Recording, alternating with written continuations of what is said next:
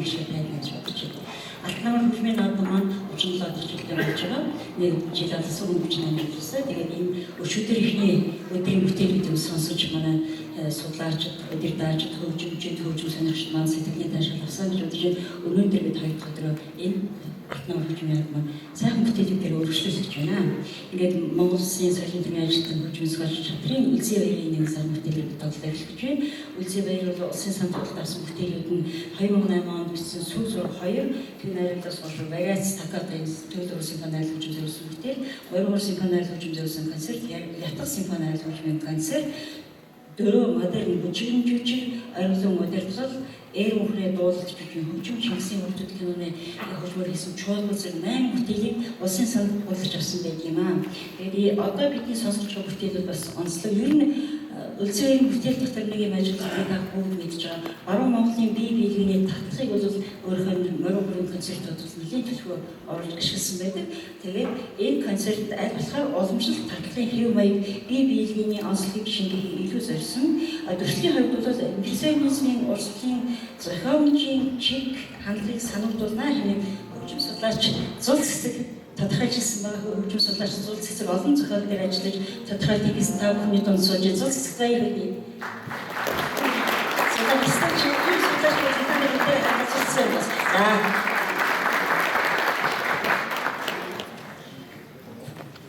Үлзий баярын зохиол төв моринхор найр хөгжим зориулсан 5 дугаар концерт. Улсын телевизийн Монгол Улсын моринхор чуулганы гослооч Амар баяр гослон моринхорын чуулга хөгжимд нь удирдаач моринхор чуулганы удирдаач Монгол Улсын соёлын төвийн ажилтан дэлгэр сайхны төвшин сайхан Амар баярын тайсан орж байна. Өнөөдөр Амар баярын өчиг Монгол Улсын төвшин гадны жижиг Африк эмигрэсний төвшин мазарууд сайхан тогтмол Монгол Улсын төсөлтөөр хэн амжилттай байсан Амар баярын баяр зайлшгүй ажилласан.